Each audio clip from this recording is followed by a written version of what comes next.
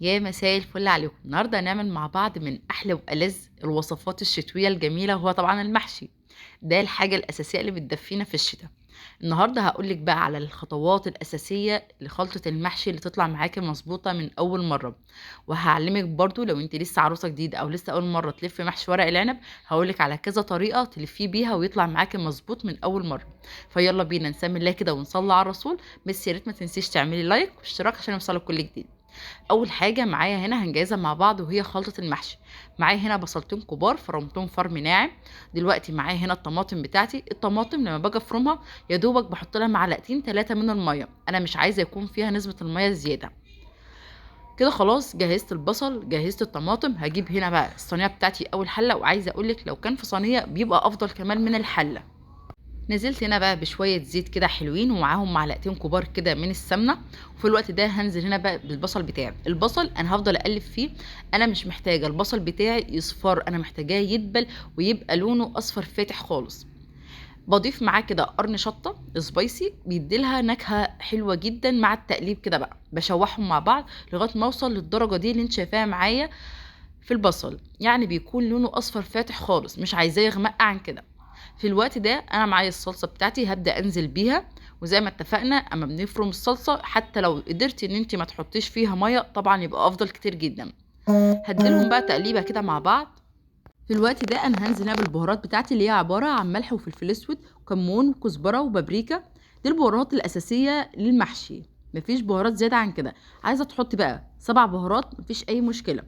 ضفت هنا معلقه كبيره كده من السكر عشان تعادل الحموضه. وهسيبهم بقى يتسبكوا مع بعض كويس جدا. طب هعرف ازاي ان الطماطم بتاعتي اتسبكت تمام ومفيش فيها اي سوائل؟ انا بديلها تقليبه وبعمل بيها الخط ده اول ما بعمله ما بلاقيش اي سوائل بتنزل تماما. هي مجرد ان الماده الدهنيه بتبدا تظهر بس. وبكده تكون الطماطم بتاعتنا اتسبكت تمام. في الوقت ده هنزل هنا بقى الرز بتاعي، انا غسلاه غسله كويسه جدا. هبدا اديلهم تشويحه كده مع بعض. ليه بقى؟ اما بتشوحي الرز مع الصلصه بتاعتك، عايزه اقولك بيشرب الصلصه بتاعتك كويس جدا. غير لما تحطيه كده والصلصه بارده. لا، والصلصه سخنه كده بنزل كده بالرز بديله تشويحه. وبعد كده برفعهم بقى على النار. في الوقت ده هنزل هنا بقى بالكزبره والشبت بتاعي. انا بحب الكزبره بتاعتي تكون زياده شويه عن الشبت. ده الخضره بتاعتنا. انا لو انت بتحبي تضيفي البقدونس مفيش مشكله. بس انا بالنسبه لي المحشي هو الكزبره والشبت بس. وبكده نكون جهزنا مع بعض احلى خلطه محشي. عايزه اقول لك ان الريحه بتاعتها كانت خطيره. في الوقت ده انا معايا هنا الكوسه بتاعتي. انا بجيبها مش كبيره قوي ومش صغيره زياده عن اللزوم. تكون حجمها وسط كده ومعقول، يا دوبك الواحده بوحدتها. طبعا كلنا ستات بيوت شاطرين جدا وبنعرف نقور الكوسه، بس انا حبيت اعمل الخطوه دي معاكم عشان لو لسه بنوته صغيره كده مثلا حابه تجربوا، او لسه عروسه جديده. فانا حبيت اعمل معاكم كل الخطوات بكل التفاصيل تكون ظاهره معاكم النهارده. انا هنا بعد ما قورت الكوسه بتاعتي، وبجيب هنا المقوره في الاول بعمل خط كده من بره. الشكل الزجزاج اللي بعمله من بره ده بيخلي شكل الكوسه حتى في الاخر بيديلها شكل حلو جدا حتى بعد التسويه. وبجيب هنا مقوار يكون رفيع شوية عشان طبعا الكوسة بتبقى حساسة ممكن تتفتح معانا او تتكسر معانا بكل سهولة. انا هخلص بقى كل الكمية اللي معايا دي تمام. وبعد كده هنبدأ نحشي الكوسة بتاعتنا. وعايزة اقولك طبعا ان محشي الكوسة مفيش اسهل منه. يعني مش هياخد معاكي 10 دقايق وانت واقفة تكوني خلصتي حشو. جبت هنا بقى خلطة المحشي وهبدأ احشي الكوسة بتاعتي. انا النهاردة حبيت اسيب كل الخطوات وكل التفاصيل في الفيديو بحيث تكون ظاهرة معاكم من الاول للاخر. في الوقت ده خلصت بقى كل كميه المحشي. جبت هنا الصينيه بتاعتي. عارفين القلب اللي انا كنت بشيله من الكوسه؟ انا بحب بقى ارصه كده في الصينيه من تحت، وبعد كده ارص الكوسه عليه. بتبقى معانا بالشكل ده. شكلها اصلا من قبل التسويه يفتح النفس. في الوقت ده هجيب هنا بقى المرقه بتاعتي او الشوربه اللي عندك، ايا كان عندك شوربه او عندك مرقه. او لو ما عندكيش ده ولا ده تقدري تجيبي شويه ميه وتبهريها كده بالبهارات وبرده هتديكي نتيجه كويسه.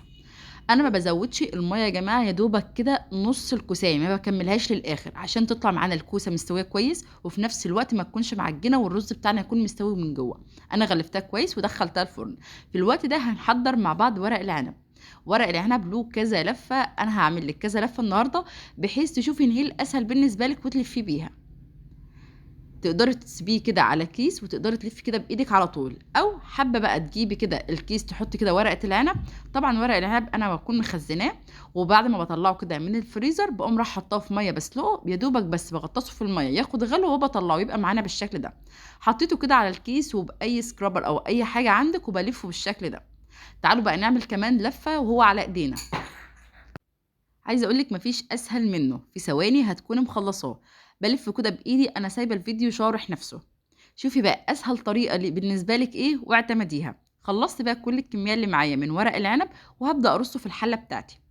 عايزه اقول لك ان الكوسه اللي احنا حشيناها مع بعض انا دخلتها الفرن، بشغل لها من تحت وبعد كده بشغل لها الشوايه في الاخر. هبدا ارص ورق العنب طبعا، بس بحط في الحله بتاعتي من تحت كده شرايح بصل وشرايح طماطم، وكان عندي قرن فلفل قطعته وبعد كده رصيته بالشكل ده. واساسي في ورق العنب يا جماعه الليمون، الليمون بيديله مزازه ونكهه حلوه جدا. بحط شرايح الليمون وبعد كده بسقيه بالمرقه بتاعتي. عايزه اقول لك برضو اللي انا مش بسقي ورق العنب للاخر، هوريكي برضو المقدار بتاع السوائل عشان تطلع معاكي مظبوط ومفلفل، وعايزه اقول لك بيبقى خطير وفي نفس الوقت بيطلع معانا مستوي.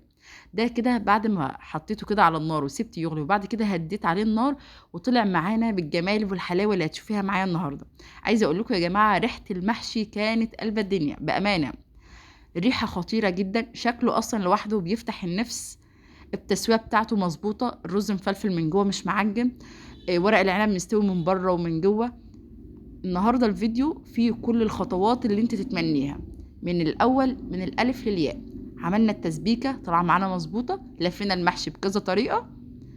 اتمنى الفيديو النهارده يكون سهل جدا وبسيط عليكي. اتمنى تجربوا كل التريكات، ولو انت عندك تريكه برضو بتعمليها في المحشي بتاعك اتمنى برضو تعرفيها، واحنا برضو هنستفيد من بعض. وده كده شكل الكوسه يا جماعه، كانت طالعه خطيره بجد. الفيديو النهارده اتمنى يكون مفيد ليكم، اتمنى تستفيدوا. يا ريت ما تنسوش تدعمونا بلايك وشير. اشوفكم على خير، مع السلامه.